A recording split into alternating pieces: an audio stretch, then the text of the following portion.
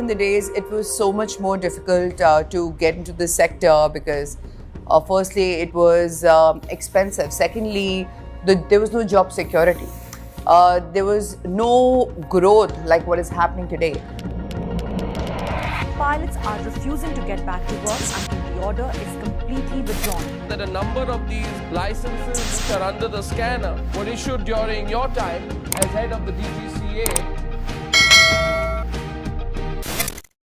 जो सामान्य व्यक्ति हवाई चप्पल पहन करके घूमता है वो मुझे हवाई जहाज में दिखना चाहिए, ये मेरा सपना है। 2014 came a leader who brought the skies down to the feet of a common man, who believed that the open skies should be accessible to all. His vision was not just about transportation, it was about transformation. What happened in the last 10 years that made India's civil aviation industry the world's third largest?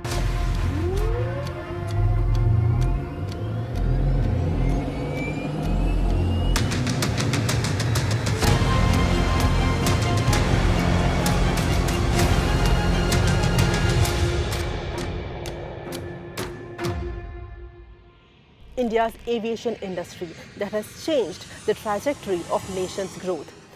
Hamare airports have doubled from 74 in 2014 to 157.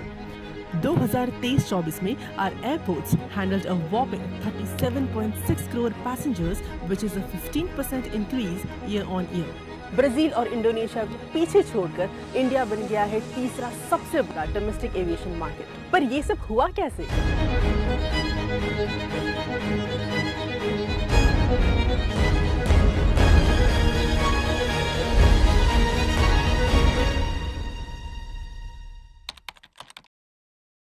It's quite clear that India is one of the fastest growing travel markets in the world. About a 7% compound growth rate internationally, about a 10% compound growth rate domestically. कहानी शुरू होती है 2016 से, जब देश को मिली the new civil aviation policy, जिसने हर आम नागरिक का उड़ान का सपना पूरा किया। पुरा ने 520 रूल को अमेंड किया। पब्लिक प्राइवेट पार्टनरशिप मॉडल से एयरपोर्ट्स का डेवलपमेंट हुआ। हेलीकॉप्टर्स और चार्टर प्लेन्स के लिए नए रेगुलेशंस आए और एविएशन एजुकेशन और स्किल बिल्डिंग को भी priority milli.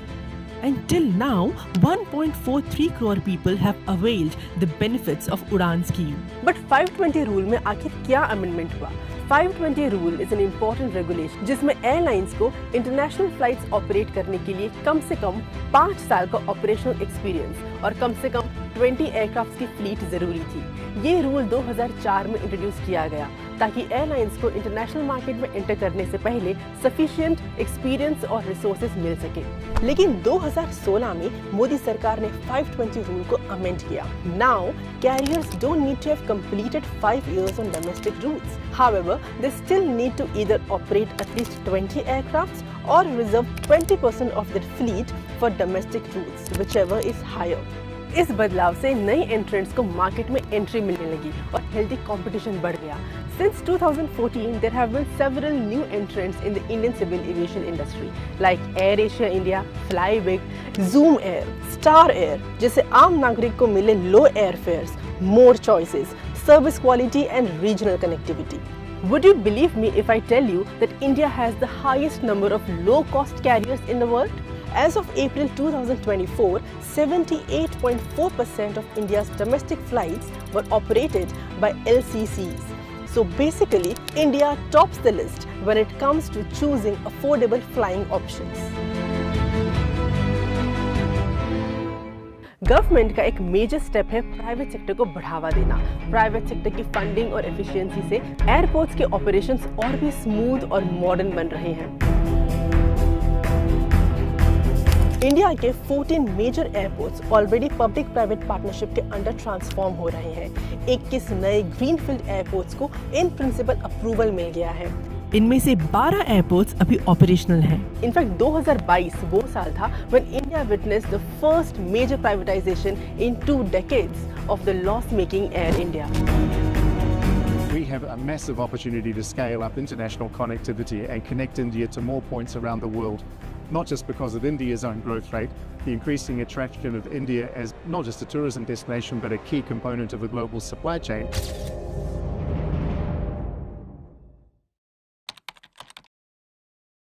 as much as I support the philosophy of digital native, and again, being in India, it's probably, you know, if digitization is part of almost the DNA of the country itself, I'm a big believer in that. जी हाँ, अब बात चाहे डिजी यात्रा की हो या डिजी sky की, India's digital prowess has taken the world by surprise every time. Digi Yatra app के साथ आपकी जर्नी शुरू होती है एयरपोर्ट पर कदम रखते ही। फेशियल रिकॉग्निशन टेक्नोलॉजी का यूज करके आपकी आइडेंटिटी सेकंड्स में वेरीफाई हो जाती है और पूरा process from entry to boarding seamless और इजी हो जाता है। बस डिजी यात्रा ऐप इंस्टॉल कीजिए, रजिस्टर पर क्लिक कीजिए, आधार अपलोड कीजिए, अपना सेल्फी कैप्चर कीजिए and you are good to go. Over 55 lakh users have already downloaded the app and more than 3 crore passengers have used DigiYatra to travel. पर ये DigiSky क्या है? DigiSky एक ऐसा प्लेटफॉर्म है जो ड्रोन रजिस्ट्रेशन और ऑपरेशन को सुपर इजी बनाता है, सेफ्टी और कंप्लायंस को इंश्योर करता है। ये आपके ड्रोन्स को सीमलेसली ऑपरेट करने में मदद करता है। ड्रोन ऑपरेटर्स के लिए ये एक गेम चेंजर है। The liberalized drone rules 2021 have really opened up the skies for drones in India. It's very interesting to note that the aviation industry has a multiplier effect.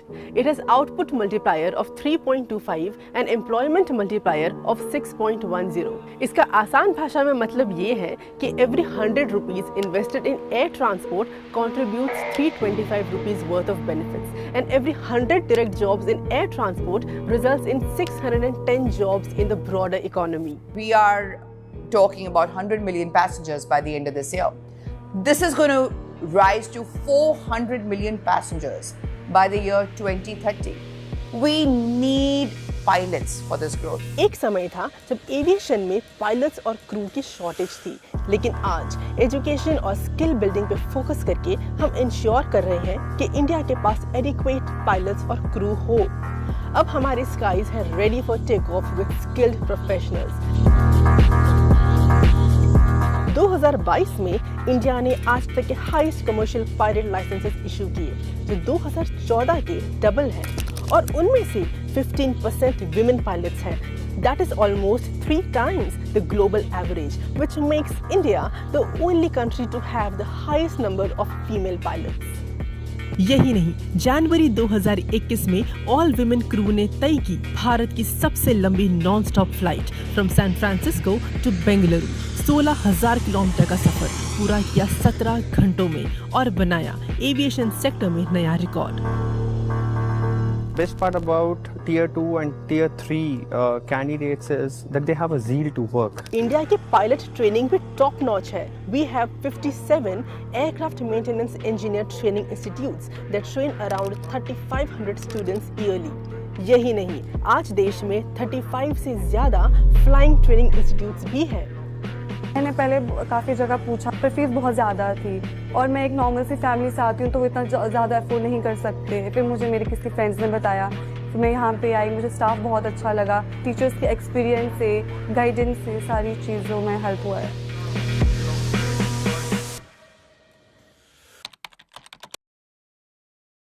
China has identified the cause of the mysterious new virus, coronavirus. The COVID-19 pandemic had a devastating impact on the global aviation sector. Passenger traffic reduced by 60.2% globally in 2020. लेकिन India की recovery रही impressive. India के domestic passenger traffic ने 2020 में 48.8% drop देखा, जो global average से बहुत कम है।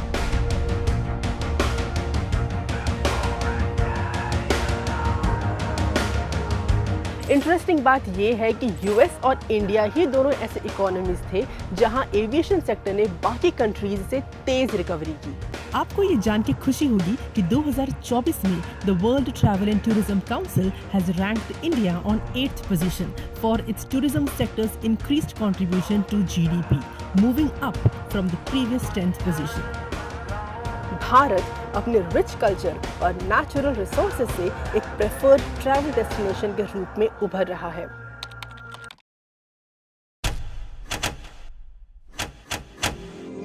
हाल ही में पार्लियामेंट ने भारतीय वायुयान विधेयक बिल को पास किया, जो 90 साल पुराने एयरक्राफ्ट एक्ट 1934 को रिप्लेस करता है। अब ये बिल भारत को ग्लोबल MRO हब बनाने में मदद करेगा। MRO का मतलब है maintenance, repair and overhaul. Maintenance, जैसे आपकी कार को time to time oil change और इंस्पेक्शन की जरूरत होती है, ठीक वैसे ही एयरक्राफ्ट्स को भी रूटीन और शेड्यूल्ड मेंटेनेंस की जरूरत होती है। रिपेयर, अगर किसी पार्ट में प्रॉब्लम या फेलियर हो तो रिपेयर की जरूरत पड़ती है। ओवरहॉल, ओवरहॉलिंग एक बहुत बड़ा प्रोसेस है जिसमें एयरक्राफ्ट या उसके कंपोनेंट्स को रिबिल्ड किया जाता है। पुराने पार्ट्स को नया करके एयरक्राफ्ट को ऑलमोस्ट न्यू कंडीशन में लाया जाता है। इस प्रोसेस से एयरक्राफ्ट की लाइफ तो बढ़ती ही है and it meets the safety standards. India में डोमेस्टिक एयरलाइंस के लिए MRO सेक्टर काफी बड़ा है। इन सर्विसेज के लिए हम पहले बाहर के देशों पर डिपेंडेंट रहते थे। पहले DGCA के स्टैंडर्ड्स यूरोपियन अथॉरिटीज के द्वारा रिकॉग्नाइज नहीं किए जाते थे, जिसकी वजह से इंडियन MRO प्रोवाइडर्स को ग्लोबल वैल्यू चेन्स में इंटीग्रेट करना मुश्किल होता था। स्किल्ड एविएशन टेक्नीशियंस की शॉर्टेज और ट्रेनिंग और डेवलपमेंट प्रोग्राम्स की कमी भी MRO इंडस्ट्री के लिए बड़ी चैलेंज थी। इस चीज को बदलने के लिए मोदी सरकार ने 2021 में MRO गाइडलाइंस को अनाउंस किया, जो लोकल बिजनेसेस को इंसेंटिवाइज करेंगे और फॉरेन सर्विसेज पर डिपेंडेंसी कम करेंगे। इससे न सिर्फ खर्चा देश के अंदर रहेगा, बल्कि एविएशन सेक्टर का विकास होगा और नए रोजगार के मौके भी बनेंगे। यही नहीं, भारतीय वायुयान विधेयक बिल से इंडिया खुद एयरक्राफ्ट डिजाइन्स को अप्रूव और सर्टिफाई कर सकेगा। This bill has introduced the concept of state of design status that allows India to take on the responsibility of approving and certifying aircraft designs, which was previously handled by the other countries. अब India के पास अपनी खुद की capability है जो global aviation standards के साथ align करती है, और ये आत्मनिर्भर भारत को और भी मजबूत बनाती है।